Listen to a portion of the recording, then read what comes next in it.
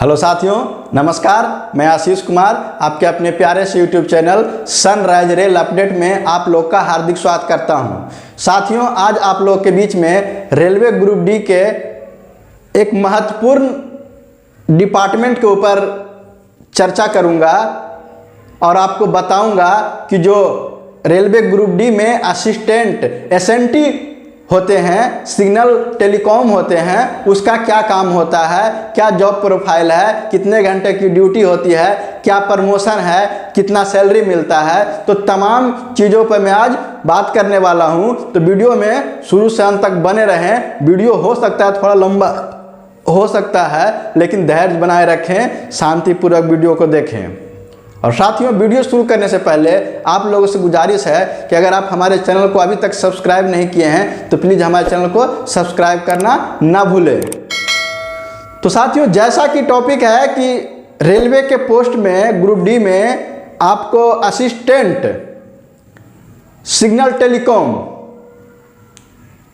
जो आपका signal telecom होता है उसमें आपका दो विभाग होता है, एक होता है सिग्नल, दूसरा होता है टेलीकॉम।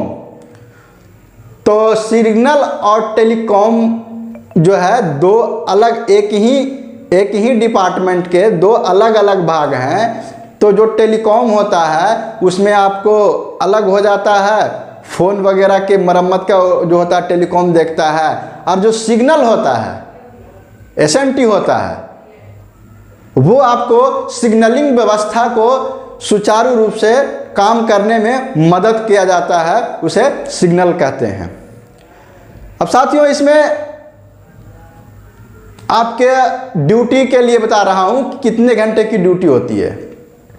साथियों, ड्यूटी इसका भी 8 घंटा का होता है, लेकिन इसमें यह होता है कि आपको 24 आवर कभी भी किसी तरह का स्टेशन में या जहाँ पे सिग्नलिंग व्यवस्था है और वहाँ पे दूसरे शिफ्ट का स्टाफ अगर वहाँ पे अवेलेबल नहीं है तो आपको काम वहाँ पे लिया जा सकता है, आपको इमरजेंसी केस में बुलाया जा सकता है।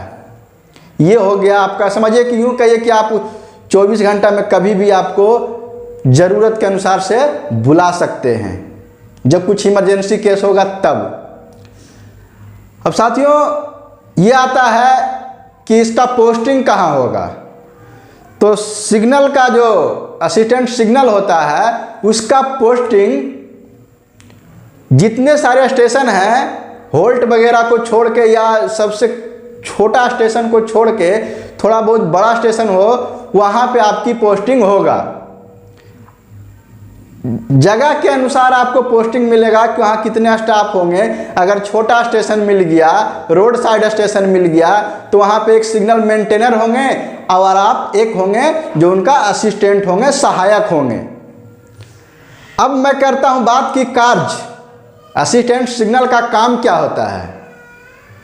तो साथियों, आप कभी भी ट्रेन का सफ़र किए होंगे तो देखते होंगे कि पटरी के किनारे में खंभा पर लगा हुआ जो green signal, red signal, yellow signal मिलता है, उसी का मरम्मत किया जाता है, उसी का देखभाल किया जाता है कि वो सही से चल रहा है, सुचारू रूप से जल रहा है या नहीं जल रहा है, या किसी तरह के कोई दिक्कत नहीं है। वो सब में आपको जो मेंटेनर होंगे, सिग्नल टेलीकॉम जो आपका सिग्नल के जो टेक्नीशियन होंगे, उनके साथ में आपको रहना है। वो जैसे जैसे बताएंगे वो काम करना है। वो तो हो गया सिग्नल देखने का। दूसरी बात होता है कि जो पॉइंट होता है जहाँ पे ट्रेन क्रॉसिंग करता है, अपने मेन लाइन से लूप लाइन या लूप लाइन से मेन लाइन जाता है, तो वहाँ पर क्रॉसिंग देखते हैं। तो वहाँ पे उनका काम होता है कि अगर मोटर पॉइंट नहीं काम करता है तो क्रैंक हैंडल वगैरह करके वहाँ पे पटरी को एक दूसरे ट्रैक पे जाने के लिए तैयार किया जाता है।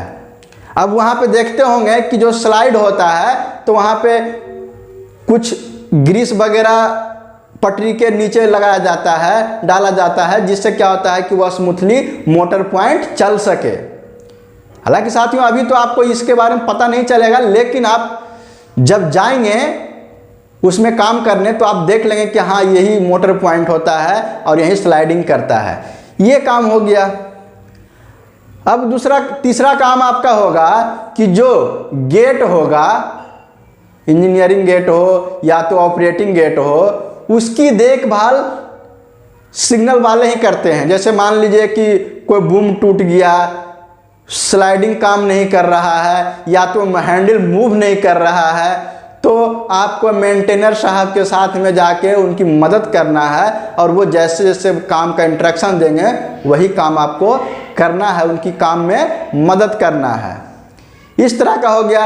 अब किसी कारण बस ट्रैक में कोई खराबी आ जाता है, अचानक आपका रूट नहीं बनने लगता है, या तो आप किसी तरह का सिग्नल नहीं आ रहा है, तो आपको उसमें भी आपको काम करना पड़ सकता है।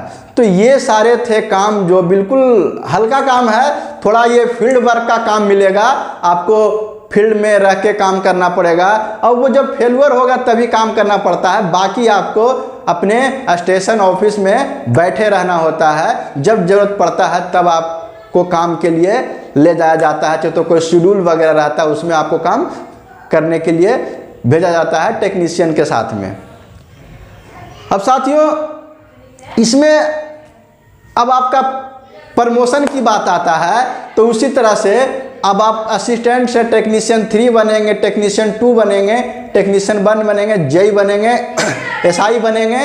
ये तमाम जो ऊपर हाई लेवल तक है, अगर प्रमोशन से आप बनते चले जाएंगे, आसानी से आप ग्रुप डी से ग्रुप सी और ग्रुप बी भी बन सकते हैं। अब साथियों, इसमें बात आती है कि सैलरी, कि इसका सैलरी क्या होगा। तो मैं आपको बताना चाहता हूं कि जो ग्रुप डी का जो बेसिक है किसी भी पोस्ट का, वो 18,000 रुपया है। उसके बाद 42% आपका डी ड्रेनेज अलाउंस मिल गया, महंगाई भत्ता मिला के आपको अगर Z1 सिटी में है तो 27 से 28,000 रुपये मिल जाएगा। अब साथियों, बात आती इसमें कि इसमें एक्स्ट्रा पैसे कैसे मिलते हैं। बहुत सारे के मुंह से सुनते होंगे कि जो सैलरी 40,000, 42,000, 38,000 मिल जाता है। ऐसा क्यों होता है? तो मैं आपको बता देना चाहता हूं कि जो बहुत सारे स्टेशन होते हैं जहां पे स्टाफ नहीं रहते हैं, तो जो नियरेस्ट स्टेशन वाले होते हैं वो वहां पे जाके काम करते हैं। चाहे तो जहां पे कोई मेजर फेलुअर हो जाता है तो सभी स्टेशन के स्टाफ, क्योंकि अकेले तो आप एक असिस्टेंट और टेक्नीशियन से कर नहीं सकते हैं जो मेजर फेलुअर हो जाएगा, तो दूर दूर से स्टेशन वाले आते हैं और काम करते हैं। तो जैसे ही 8 किलोमीटर से दूरी पे आके काम करते हैं तो उनको टीए के रूप में पर डे 500 रुपया मिलता है। तो उस तरह से वो महीना में कभी 10 दिन, कभी 15 दिन, कभी 20 दिन भी अगर इधर उधर जाते हैं तो उनको डेली के 500 हिसाब से मिलके उनको भी उसी तरह से जो 37-38,000 रुपये या 40,000 रुपया बताते हैं लोग, वो आपको मिल जाएगा। और साथियों, ये नौकरी में आपको थोड़ा सा अलर्टनेस रहेगा, किसी भी काम में आप अलर्ट रहें,